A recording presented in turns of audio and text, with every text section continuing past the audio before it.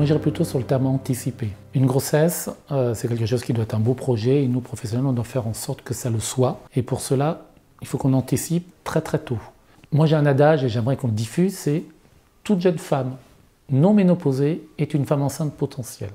Ça veut dire, je vois dans mon cabinet une jeune fille épileptique. Il va falloir que je lui donne un traitement, qui sera peut-être un traitement à vie. J'en sais rien à ce stade-là. D'emblée, ma question, c'est est-ce que j'ai le choix et est-ce que je peux lui donner un traitement qui ne posera pas de problème si demain elle est enceinte, qui permettra de ne pas avoir besoin de changer de traitement pour qu'elle tombe enceinte et donc de prendre un risque potentiel pour cette maman.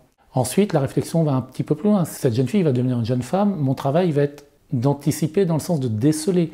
Elle vient me voir pour un renouvellement de contraception, elle se pose des questions, donc on va pouvoir commencer peut-être à parler de grossesse. Donc anticiper la grossesse, il y a deux temps, c'est je sens qu'il y a un projet de grossesse et interpeller le couple en disant attention, je suis là, il faut qu'on en discute, il y a peut-être des choses à mettre en place. Je suis médecin, je prends en charge une jeune fille, tout de suite je me projette en disant un jour ça sera peut-être une maman, d'emblée je vais éviter de mettre en place des traitements qu'il faudra que je change le jour où on ira dans ce projet de grossesse.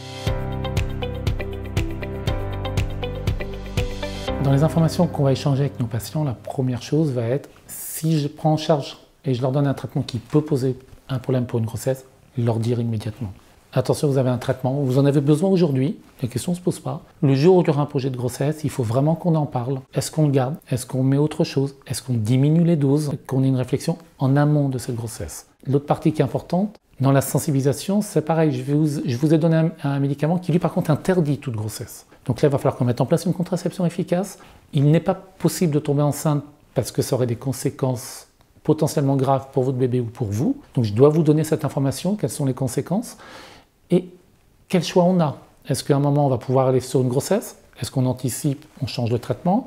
Ou est-ce qu'on ne pourra pas aller sur une grossesse? Ou si on y va, on sait qu'on prendra un risque important. La sensibilisation se fait dans l'échange d'informations.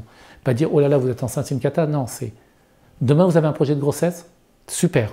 On va tout faire pour que ce soit un beau projet, mais il faut qu'on en parle ensemble et qu'on soit conscient ensemble des risques.